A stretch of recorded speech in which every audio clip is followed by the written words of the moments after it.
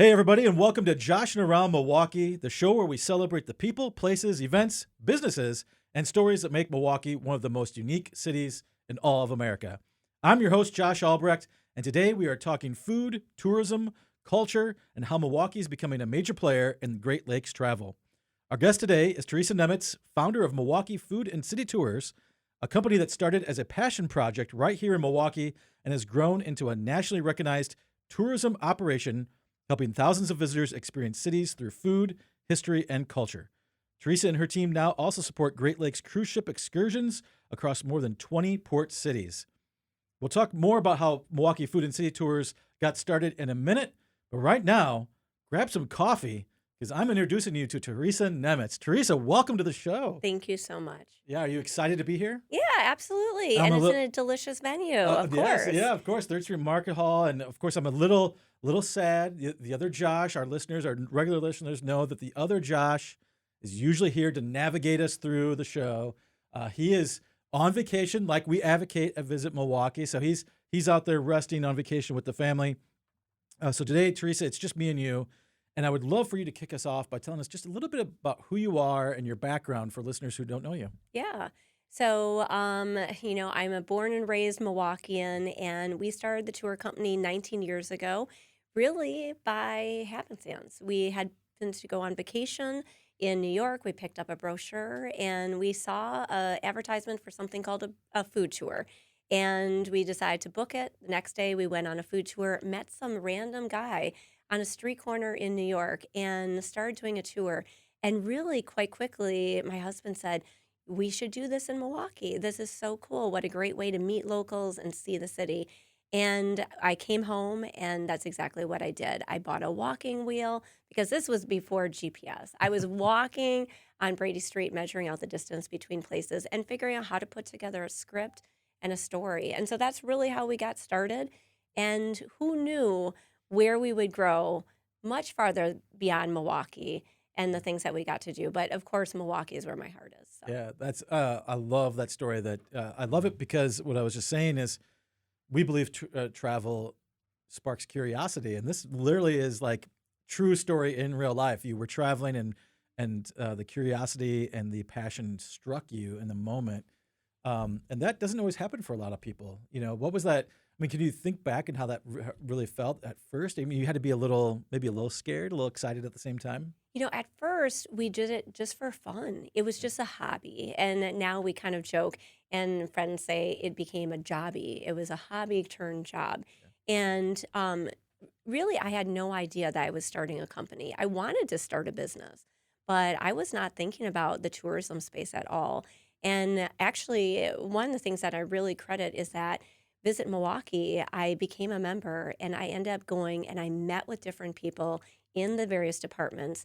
And someone said to me, have you ever thought about group tours? Have you ever thought about corporate tours? And that's when that spark really was lit. And that's how I learned about tourism. It's just great mentors.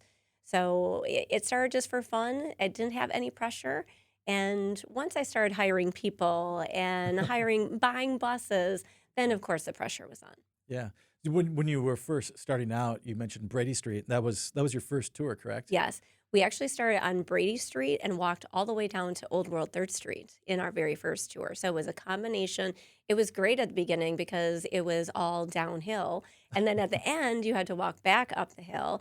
And so then we split those tour routes into two different tours, which still exist today. We have a Dairyland Delights tour and we have our Brady Street tour. And those are our top tours for sure. So what was it like with those first few tours of walking back?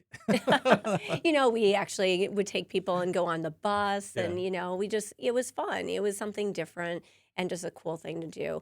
Probably the beginning was so interesting because no one had ever heard of a food tour. Food tours really only started 20 to 25 years ago. So we were some of the first people that were offering a food tour, and people that were restaurant owners didn't know what it was. So at the beginning, there were actually tears. I was going to places, and places were saying, you can't come here. We don't take reservations. We don't want to do this. We don't want you talking about certain parts of history. And so it was something that was really hard, actually. And then kind of funny, when we first got started, My very first tour group, it was a group of moms and daughters that had worked at Cop's Custard. And they lived all throughout the region, and they were having a reunion, and they would get together, and they were having just the most amazing time, and they just had so much fun. And by the end of the tour, I just felt like we were all friends, and I learned so much from them. I realized that actually no one really cares that the Great Fire was in 1892. They want to know about the Great Fire, but they actually really want to know about that great restaurant owner or the story behind like that recipe. Yeah. So it was really interesting. So I would assume that maybe even from those experiences with the customer, with the people taking the tour, you've adapted the tour over time. So you've adding elements of the people who take the tour, and it sort of grows organically over the years. Absolutely. That's the beautiful thing about all our tours. You go on that tour, and, a lot of times we see cross generations coming, the grandma with the grandchild. And we're on Brady Street. I will always remember a woman was walking down Brady Street with us with her granddaughter, and we were talking about when Zaffiro's Pizza first started on Brady Street. And she started telling us about when she was a little girl and her dad came home and said, "We're going to go out for this really new thing called pizza." And she talked about when she went and had pizza for the first time. And that was in really the 1950s is when pizza first came to Milwaukee. So, to be able to tell that story, it's just really cool. And we like to get people to talk about those stories because that's how families hear about this. This is how coworkers hear about things. So that's, for me, it's the stories and it's about the people. Yeah, had to have been a magical experience for Yeah. someone to share their personal. I'm sure there's tons of personal anecdotes like that all the time. Absolutely. And that adds the flavor to the tour and makes your job a little easier, even, Yes. right? Yeah. Well, and we like to find out from people, tell me what your favorite recipe is. Where did you go on your first date? A lot of people come on tours to celebrate things, birthdays and anniversaries. And every time we have someone that maybe they're celebrating their 40th or their 50th wedding anniversary, and we always are asking, where did you go for your first date? What did you eat? And getting that conversation going. And so when people book one of our tours with Milwaukee Food City Tours, they might be thinking that they're going to have a history lesson, but it's really about bringing people together and hearing everybody's life story and how that kind of combines into the world that we are in today. Yeah, I love that. So as we continue our conversation with Theresa here on Joshing Around Milwaukee, coming up next, I want to ask about a few of the other tours out there. So we've got a lot of Brady Street and some of the history, but I know you've got a lot of tours and you do some work with the cruises that come into town. Yes. So stay tuned. We'll be right back with Theresa Nemetz. Welcome back, everybody, to Joshing Around Milwaukee. We're here with Theresa Nemetz from Milwaukee Food City Tours, talking about tourism, food, and Milwaukee's growing national profile, and of course, fun tours throughout the city. Theresa, we've been talking, and you shared some really, really great stories about how people come together for tours, right? It's about experiencing the city together as a family or a friends group, celebrating reunions, anniversaries. So there's got to be different pockets of tours that appeal to people, right? They can't all be of Brady Street like we talked, and certainly there's other aspects. And so you guys specialize in a variety of tours. I know you do a churches and chocolate tour. Tell me a little bit about that one, or maybe a few of the other favorite ones you have on the roster right now. Yeah. So for Churches and Chocolate, for example, we do that with a lot of convention groups, a lot of family groups. We offer it to the public every once in a while. And with that tour, it's neat because we can always adapt it based on a person's needs. So, for example, in the past, we've had a Catholic women's organization that came here for a convention. We had them out on tour. We also did it with a Lutheran women's group. And, we love to be able to customize to the stories that people want to be hearing about or the denominations that they're going to. One of the places that we love taking groups to is St. Joan of Arc Chapel on the Marquette campus. Not a lot of people know about the history and how old that church is and how it got to Milwaukee. Another church that's been a real favorite lately is going to Trinity Lutheran Church.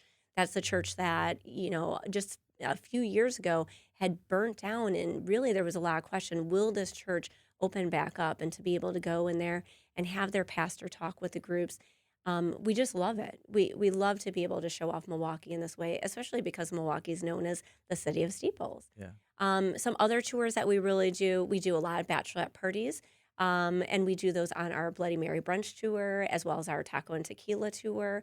And then we have our Dairyland Delights tour, which is, the Old World 3rd Street, MLK Junior Street Hmm. area. So we do a lot of that. Yeah. And then just, Any rowdy tours out there? Ones that get a little more we don't spicy. get into the rowdy, crazy group, to be honest with you, and that's totally fine with us. Yeah. We tend to see that the bachelorette tours, for example, that come to us, it's a lot of times multi-generational groups. Hmm. So the moms are coming out with the daughters. They are having dinner through the taco and tequila tour, and then maybe mom exits for the rest of the night, and the rest of the girls go out for the rest of the evening. So, we kind of are the appetizer to the Sure. rest of the bachelorette evening. Yeah, I like that. So yeah, so I don't think that we're too rowdy. I think our sweet spot is definitely corporate tours. We have a lot of companies that come and they take their teams out and do team outings. Like we have a lot of groups come on that taco and tequila tour. We have people come out on like we do a custard tour of Milwaukee. So really, we like to bring people together, and we see that a lot of times for parties and team outings. That custard tour immediately has me thinking. We love to showcase that to travel writers, and such a unique Yes. story of Milwaukee, right? I'm sure you get asked, and you don't have to answer. Do you have a favorite custard? How did I know you would ask me this? Well, I can't pick favorites, but anytime I'm near a custard shop, it's a favorite. Yeah, I Let's love put that it answer. that way. Yeah, that's a great answer. Yeah, no, I love all of the custard shops. I love Leon's for their butter pecan. I love Gillies for their Dusty Road custard. I love Grasshopper Fudge over at Cops Custard. And actually, I also love Oscars, and I'm so excited that Oscars they had a fire, Hmm. last summer, and Yeah. they just reopened, and I'm so excited about that. So Yeah. I do not discriminate. Let me tell you, Custard Teresa, is fabulous. spoken like a true tour guide. That was yeah. That was wonderful. We Visit Milwaukee have do that same answer a lot, but I tend to just say just go eat some vanilla custard. You'll be fine. Yes, But yes, yes. doesn't matter where you get it. I appreciate that. One group that probably loves to come and get custard is our cruise ship travelers, and we've been seeing some really record-breaking cruise traffic in the Great Lakes right now. Now, obviously, Milwaukee is a big hub for that. Yes. Seeing the cruise ships come under the Hone Bridge, seeing them come into port, it's always a magical thing to see. I know people love the drone shots that are a great photographers showcase. And you play a big role in that. Tell me a little bit about what your business does to help support the cruise industry. Yeah. So we ended up starting another company called Great Lakes Shore Excursions, and we service the cruise ships not only in Milwaukee, but in about 20 different port cities on the Great Lakes. And when they come into Milwaukee, we are some days taking them on a shore excursion. So we do things like Milwaukee's Greatest Hits Tour, and we take them to Harley Davidson, the Lighthouse, the Pabst Mansion, the Milwaukee Public Market. We also do things like a uniquely Milwaukee tour, and we go to the Bobblehead Museum, for example. We go to St. Joan of Arc Chapel, things that are just so unique and so unexpected about Milwaukee. But we also do the turnaround services. So hundreds of people, every time a cruise ship is in town, they are flying into the city and they're starting or ending their cruise in Milwaukee. So we are providing airport transfers, we are slinging luggage out there. And we're helping if people are getting hurt or if people are missing the cruise ship, if they're missing their passports. We're handling those logistics to be able to ensure that when they come, they are treated like a parent or a grandparent and are having a really flawless experience. They don't have to think about anything. Yeah. All they had to think about was how to book that cruise, and we handle everything else for them. Oh man, that's such a great service for travelers. Yeah. That psychological safety for a traveler is so important, and making sure Yes. they feel comfortable Yes. and feel safe. Your business goes a long way to help make them feel that way, right? When they arrive at the airport to be greeted with someone with a sign with their name on it or with the cruise line's logo on it, and then to have someone help you to walk your luggage all the way across the airport and then get it onto a bus, and you get onto that bus and you're going to the exact right spot. Yep. And that's just really what I think that the cruise industry has brought to the Great Lakes region is this very VIP, white glove service of travel. And I think that that's something that I personally hadn't really been involved in. And to be able to see that now, it's really changed my perspective on how all of us play this role in hospitality and really being able to have that beautiful touch point. Everybody has a touch point, right? And every touch point is important, from the taxi driver that's picking you up or the person that's checking you in at the front desk. We all play this major role in the image of Milwaukee and of all the Great Lakes cities. You could not have said it better. I'm a big believer that a person's travel experience is by the locals that they interact with, right? Whether it is 100%. the service industry, which is wonderful in Milwaukee, but just people you meet on the sidewalk or somebody you sit down next to at a bar or at a custard shop. Those little intimate experiences of just getting to know a city through the people is always magical.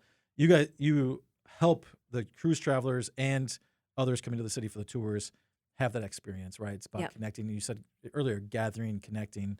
And one of the things that I think we've done well is that we did not go into any of the cities, including Milwaukee, with already trained tour guides. We went into each city and we said, we want to find locals that love their city and have a particular specialty. Maybe they love churches. Maybe they love unique things.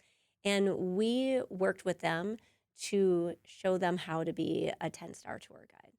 We didn't teach them that side of it, so we wanted people that love traveling, already were seasoned cruisers and seasoned travelers that knew what they wanted to experience, and we helped to coach them to become great tour guides, not the other way around. Oh, love that. Yeah, one of the things I'm sure that the tour guides you train have to understand is like, where are the hidden gems?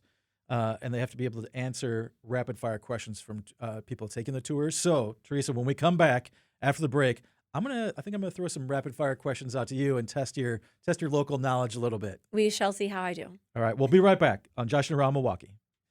Welcome back to Joshing Around Milwaukee. I'm Josh Albrecht, and with me this week is Theresa Nemetz from Milwaukee Food City Tours. We're heading towards the end of the show this week, Theresa, and I told you I was going to come back and get you with some rapid fire questions to test your knowledge, as I'm sure travelers do this to you all the time on tours. So we're going to get going right away. All right, you ready for this? I'm ready. All right. What is your favorite Milwaukee neighborhood for food? Ooh. That just depends, right? Because am I looking for classic? Am I looking for modern? I mean, I probably would say Brady Street because that is where I grew up, is, that comfort food, it's Italian food. So I'm going to go with Brady Street. All right. And what's your favorite Milwaukee summer event? Ooh, well, the Wisconsin State Fair, 100%. And the Wisconsin State Fair celebrating 175 years this year, which I just learned the other day. Okay, if a visitor has one thing to do in the city, though, on a normal day, what is it? What do they do? Where do you send them? They have to go and get custard. Oh, I thought for sure you'd say bronze fawns. Oh, that is tough. You're right. All right, so if someone listening right now would love to book one of these tours, maybe the legendary Brady Street tour that started it all, how do they do that? You can do that at MilwaukeeFoodTours.com. Check it out. Easy to do. Yeah. And if you had one more tour to add to the roster, what is it? Do you know? That is an interesting question. I'm constantly listening to our tour attendees and their feedback and finding out from them what they want. And that's how every single one of our tours develop. The Bloody Mary brunch, tacos and tequila. So I really would need to kind of think about what people are wanting. Yeah. I will say that people love our Christmas tours, and I'm trying to figure out how we can add another Christmas tour to our listings. Right now we do a bakery bus tour, and we also do a Christmas lights and desserts tour, which is led by a singing tour guide. And so I'm currently working on a different Christmas concept. All right. So yeah, that's probably what would be next, Christmas. Awesome. All right. Well, looking forward to that coming this holiday season. And honestly, Theresa, what you've built is such a great example of Milwaukee entrepreneurship, taking pride in the city, helping people experience it in a deeper way. Thanks for joining us this week on Joshing Around Milwaukee. Thank you so much. Have a delicious day. Welcome back, everybody, to Josh Around Milwaukee. If you're listening to us right now, it's on the extra portion that we have on our on-air podcast and YouTube feed. So thanks for sticking around for our extra session. We're here with Theresa Nemetz from Milwaukee Food City Tours. And for those who are fans of the show, Theresa, they know I'm going to ask you one burning question right now. It's the toughest question we have. And that question is, what is giving you fresh city vibes right now in Milwaukee? That's a really hard question, but I will say I just feel like everything right now is so fresh and new. You see in every single neighborhood that we visit on our tours, new restaurants that are coming in. I look at in the historic Third Ward, for example, I just was at Cassis, which is a new French restaurant, and it was just phenomenal. And you're looking at that, and I just think there's just this renaissance in Milwaukee. I'm seeing it in a lot of cities, but especially in Milwaukee, where people are excited about the restaurants. I also just think we're just seeing like a lot of different events. We're coming into that beautiful time in the summertime. People want to get out and about. And there's so many festivals, even just small little festivals, the church festivals even. And to me, it just gets people out of the house and doing something different. And I think that's cool. And then for those that have kids, I mean, I have children. I love the Harley-Davidson Park, which is on Highland Avenue. And I think that that is just bringing a lot of vibrancy to the area. And I also really love at the Summerfest grounds, Northwestern Mutual actually has a new community park, and that is a favorite within our family. So I just think a lot of excitement is around getting out and about and doing those kind of things. Yeah, that Summerfest Park is beautiful because it's right there on Lake Michigan. You get great breeze on a hot day.